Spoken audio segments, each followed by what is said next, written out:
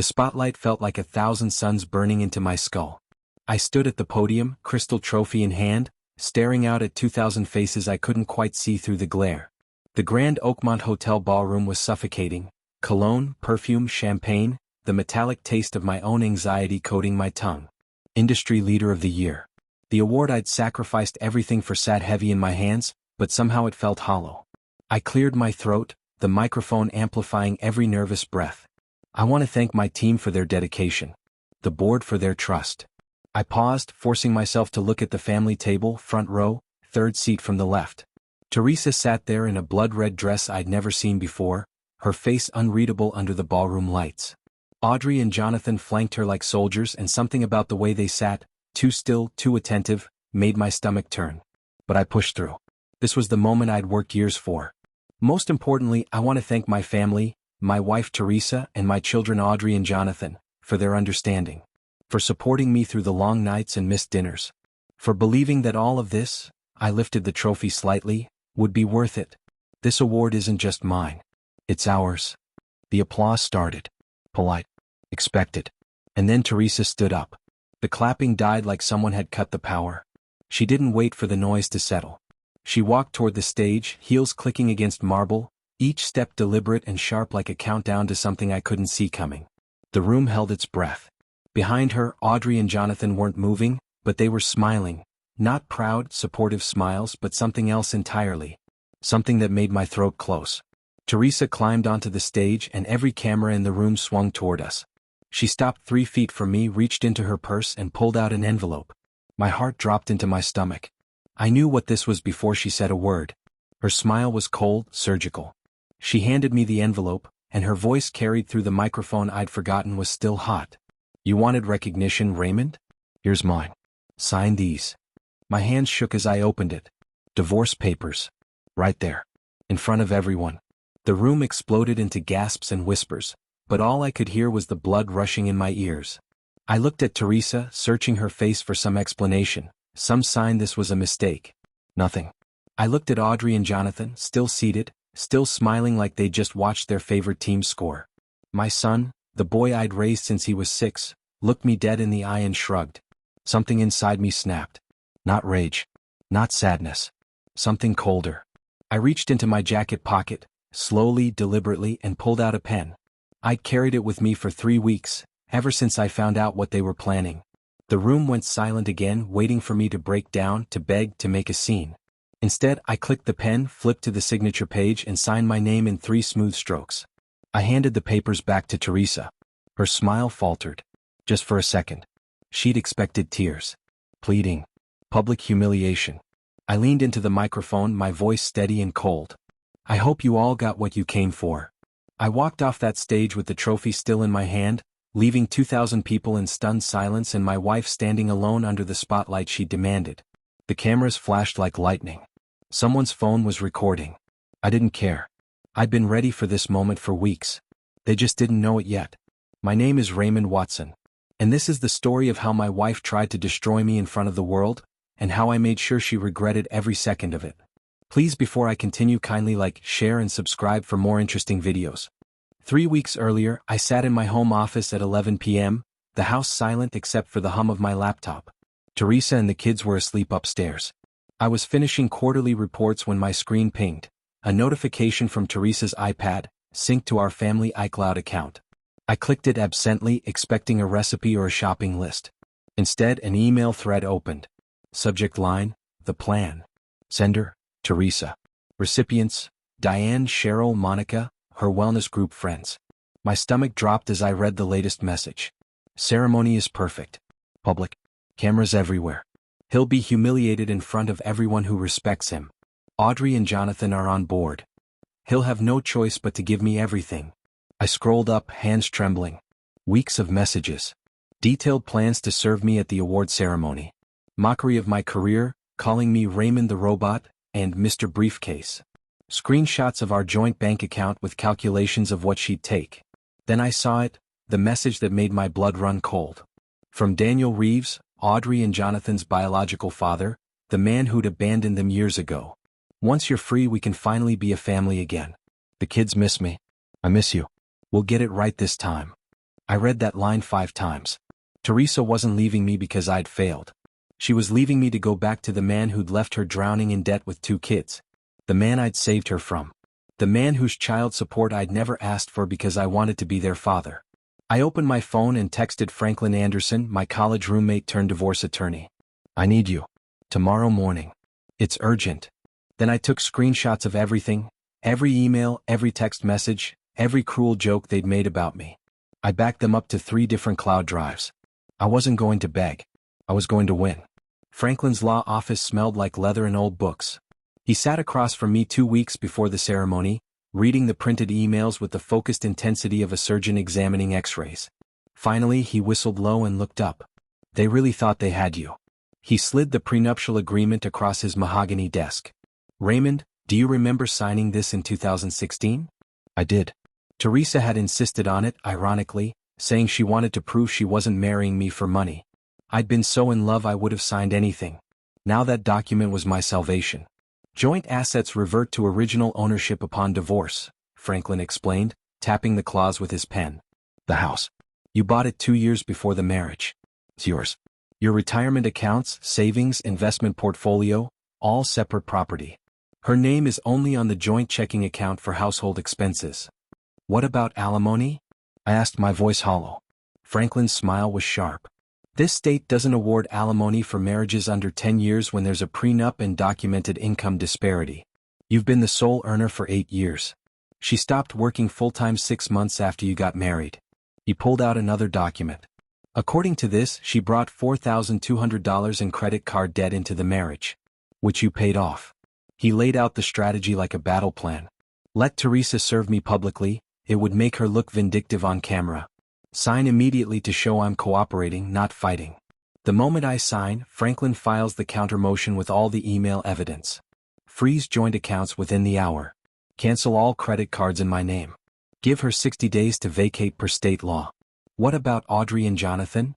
My voice cracked on their names. Franklin's expression softened. They're 16 and 14. Legally they chose their side. They're not your biological children, so no child support obligation. He paused. I know that hurts, Ray.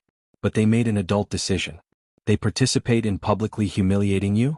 They face adult consequences. I nodded, something hardening in my chest. Then let's do it. For the next 10 days, I moved through my house like a ghost preparing to haunt it. I packed slowly, carefully, a few suits from the closet, my father's watch from the dresser, books from the shelves.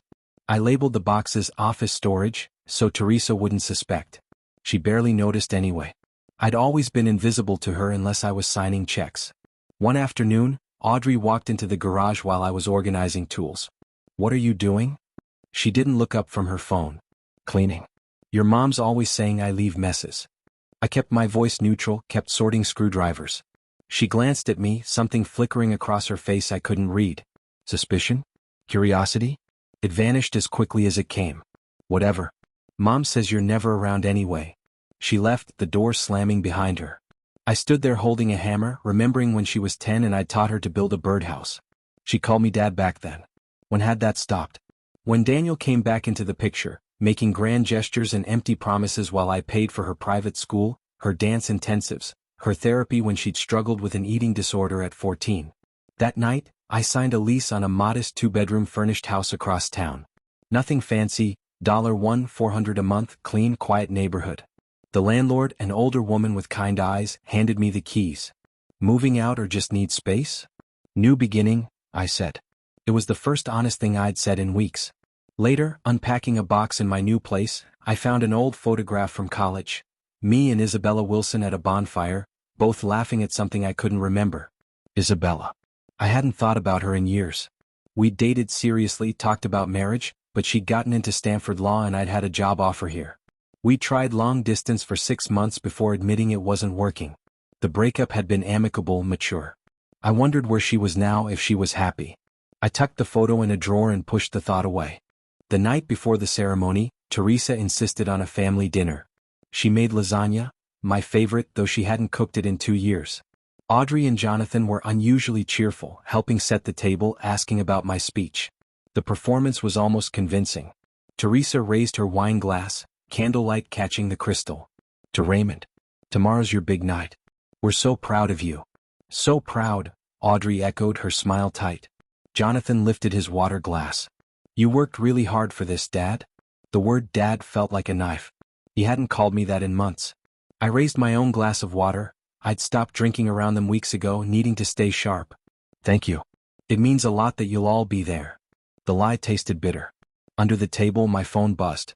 Franklin, everything's filed and ready. Once she serves you and you sign, I hit send. Joint accounts freeze in 60 minutes. Are you absolutely sure? I typed back with one hand while cutting lasagna with the other. I've never been more sure of anything. Jonathan asked, Dad, after tomorrow, can we do that family trip you promised?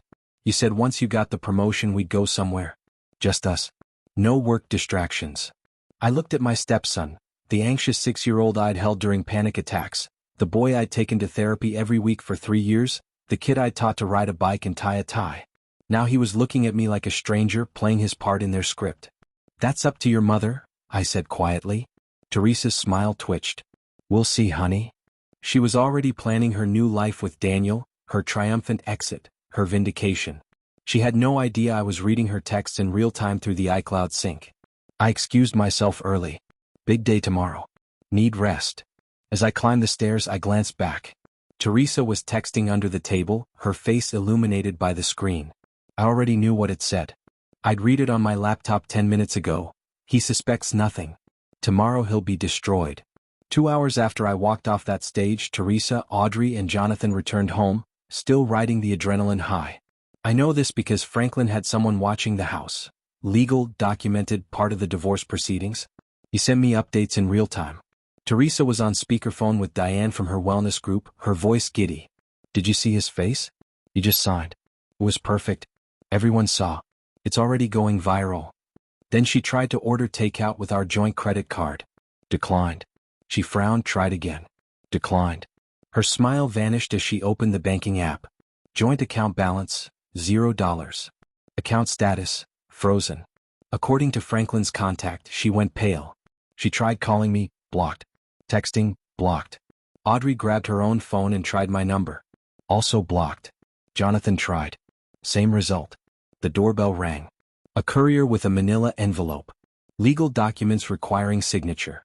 Teresa signed with shaking hands. Inside was a letter from Franklin Anderson, attorney at law, on official letterhead.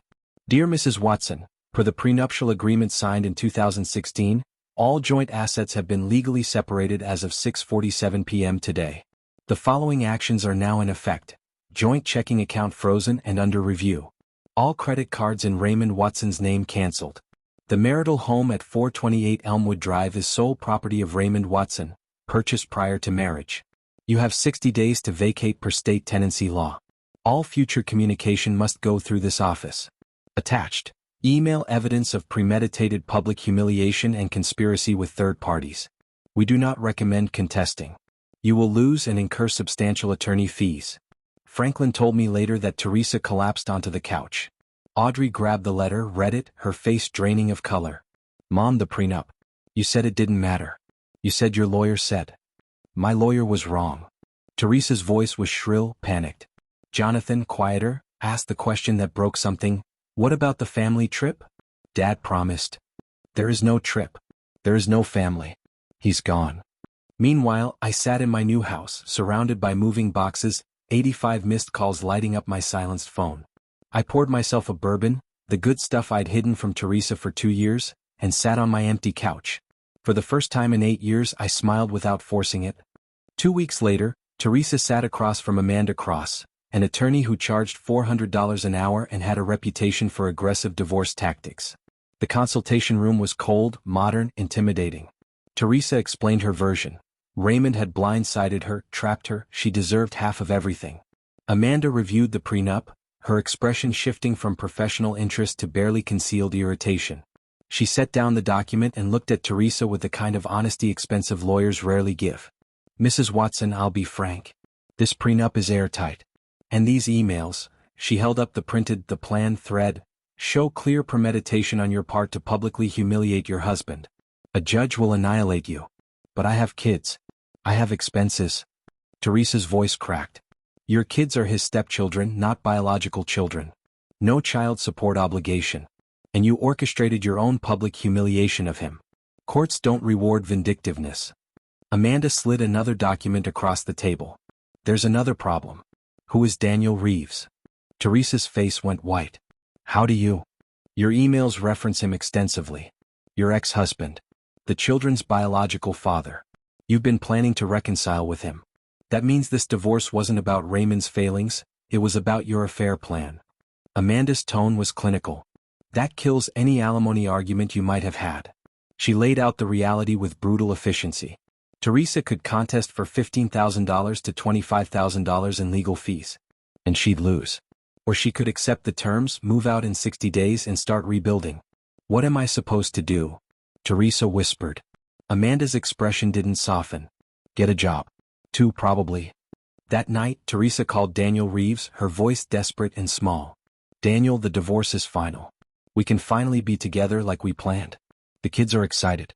We can be a family again. There was a long, terrible pause. When Daniel spoke, his voice was distant, uncomfortable. Teresa, I've been meaning to talk to you. I'm seeing someone. It's serious. I can't take on a ready-made family right now.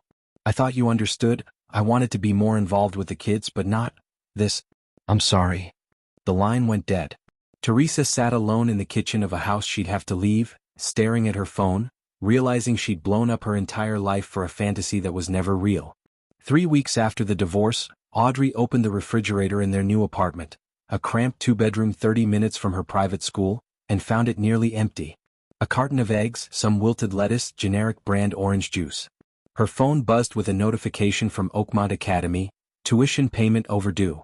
Please remit $4,200 by Friday or enrollment will be suspended.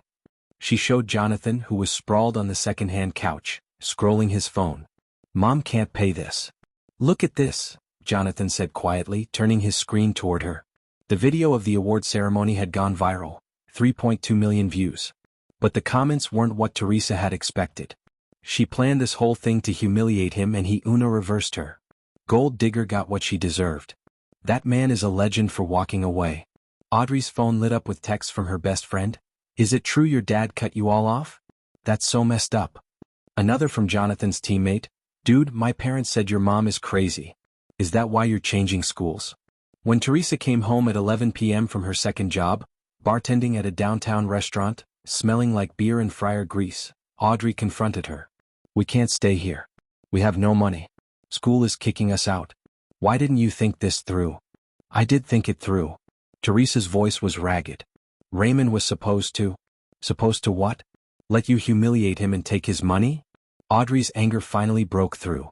You said he was the problem. You said we'd be better off. Jonathan's quiet voice cut through. Mom, when is Daniel coming to help? Teresa froze. The silence stretched too long. He's not. What? Audrey's eyes widened. Daniel doesn't want us.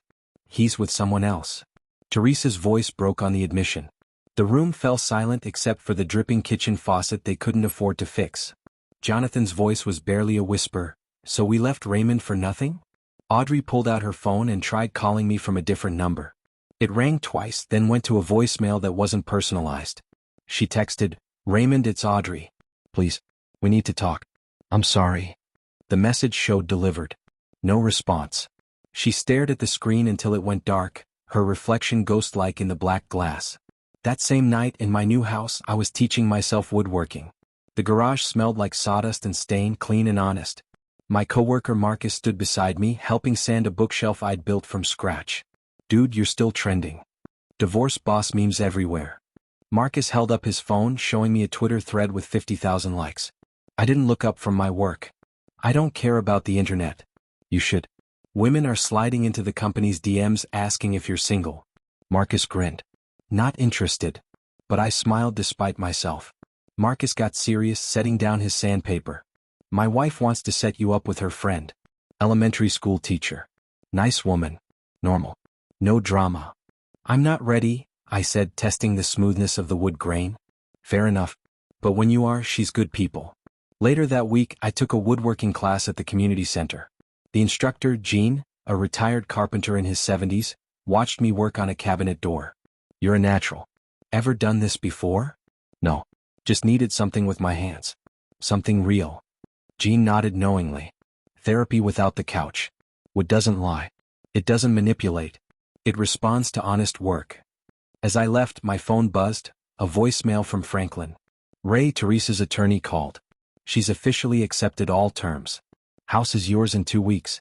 Also, Jonathan sent you a letter. It's at my office. Want me to forward it, or do you want to come read it here? I stood in the parking lot, key fob in hand, staring at nothing. A letter from Jonathan. The boy I'd raised for 8 years. The boy who'd stood by while his mother humiliated me. I didn't know if I had the strength to read whatever he'd written. I'll think about it, I told Franklin and hung up. I was working on my laptop at Rosewood Coffee Shop when someone approached my table. Raymond? Raymond Watson. I looked up. The woman was late 30s, professionally dressed but casual, blazer over jeans, warm smile, auburn hair pulled back. Recognition sparked. Isabella? Isabella Wilson. My college girlfriend. The one from that photo I'd tucked away.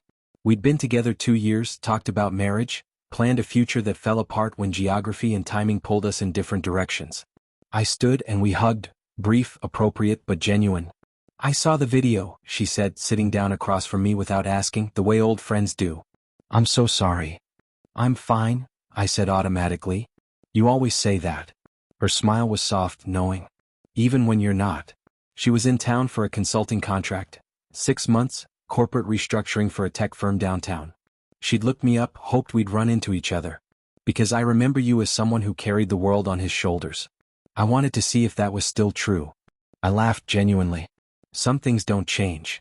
Some things should, she said. We started meeting regularly. Coffee twice a week.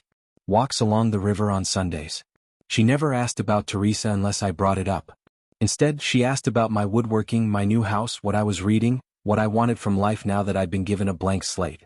She told me about her own divorce 3 years prior, a toxic marriage to another attorney, passionate but destructive, no kids, just 2 people who brought out the worst in each other. One evening, walking by the river as the sun set behind the city skyline, Isabella stopped. Can I say something without you shutting down? I nodded, hands in my pockets. You're allowed to be angry. You're allowed to grieve what you lost. You don't have to be this strong guy who just moves on like nothing happened. My jaw tightened. I'm not angry. I'm relieved. Isabella studied my face in the fading light. You can be both, you know. Something in my chest cracked just slightly. I'd spent 8 weeks telling myself I was fine, that I'd won, that I'd gotten exactly what I wanted. But standing there with someone who'd known me before Teresa, before the marriage, before I'd built all these walls, I realized I was exhausted from pretending. Yeah, I said quietly. Maybe I can. 8 weeks after the divorce, Teresa stood behind the bar at Madison's downtown, pouring craft beers and mixing cocktails for the after-work crowd. Her feet ached in shoes that were too cheap and wearing out too fast. A customer complained his old-fashioned wasn't sweet enough. She remade it with a forced smile, her face muscles tired from the effort of looking pleasant. During her break, she sat in the back alley on an overturned milk crate, head in her hands. Her coworker Shanice, a single mom who'd been bartending for 6 years, came out for a smoke. You okay, girl? Teresa shook her head. I ruined my life. Shanice didn't sugarcoat it. Yeah, you did. But you're still breathing. So now what? Teresa's phone rang. Diane from the wellness group. Teresa almost didn't answer, but some masochistic impulse made her pick up. I wanted to let you know the group voted. Diane's voice was cold, formal. We think it's best if you don't come back. You embarrassed us. That video made us all look bad. So good luck. Click. Teresa sat in that alley, garbage bins on one side, her broken life on the other, and finally let herself cry real tears. Not the performative crying she'd practiced for the ceremony. Deep, ugly, soul-crushing sobs for everything she'd destroyed chasing a fantasy. She went back inside, finished her shift, went home. Audrey and Jonathan were asleep in the single bedroom they now shared. She sat at the kitchen table with a notebook and wrote, "Find cheaper apartment. Sell jewelry. Apply for assistance. Apologize to the kids. Let Raymond go." She stared at that last item for a long time, then wrote below it, "Accept that I destroyed the best thing I had." 12 weeks after the divorce, I stood in my living room surrounded by furniture I'd built with my own hands. The space was mine, every choice, every detail, every imperfect joint in the woodwork a testament to starting over. The doorbell rang. Isabella stood there with a bottle of wine, smiling. Housewarming gift. We sat on the couch I'd built, drinking wine from glasses that were actually mine, not ours. She looked around, genuinely impressed. You did all this yourself? Needed a project. It's beautiful. You're different now, you know. Different how? Lighter. Like you finally put something heavy down. My phone buzzed. Franklin, Jonathan's letter came to my office again. And Audrey keeps calling. They want to meet. Do you want me to arrange it? I looked at Isabella. What would you do? She didn't hesitate. Ask yourself why. If it's for you, to punish them or prove something, don't. If it's for them, to give them closure or teach them something, maybe. But Raymond, you don't owe them anything. I thought about it for 3 days. Then I called Franklin. 1 meeting. Your office. You present. 20 minutes maximum. But this isn't reconciliation. This is goodbye. 3 days later, I sat across from Audrey and Jonathan in Franklin's conference room. They looked smaller, somehow younger. Audrey's eyes were red. Jonathan kept his hands folded on the table like he was in the principal's office. I forgive you, I said, because it was true. But the relationship we had is gone. You both made adult choices. Those choices have adult consequences. I wish you well. I hope you learn from this. But we're done. Audrey cried. Jonathan cried. I didn't. I shook their hands, formal, final, and walked out of that conference room into the rest of my life. Now, 2 months later, Isabella and I are something I haven't defined yet. Not quite dating, not quite just friends. She's teaching me to let people in again, slowly. I'm teaching her that stability doesn't have to mean boring. My phone is off most days now. I work my job, leave at 5, come home to my house that smells like sawdust and coffee. I'm building a dining table, 8 feet long, solid oak. Maybe I'll host dinner someday. Maybe I'll fill those chairs with people who choose to be there. Teresa and the kids are stabilizing, Franklin tells me. She's working full-time now, moved to a better apartment. Audrey got a scholarship to a state school. Jonathan's in therapy again, paid for by Daniel, who finally stepped up in some small way. I'm glad. I don't wish them suffering. But I don't wish them back either. Some bridges, once burned, leave fertile ground. I'm planting new things there. Better things. Things that are mine. I look out my window at the sunset turning the sky orange and purple. For the first time in 15 years, I'm not worried about tomorrow's meeting or next quarter's projections or whether I'm doing enough, being enough, earning enough. I'm just here. Present. Free. They wanted me to break. Instead, I built something new. And honestly, I've never been happier.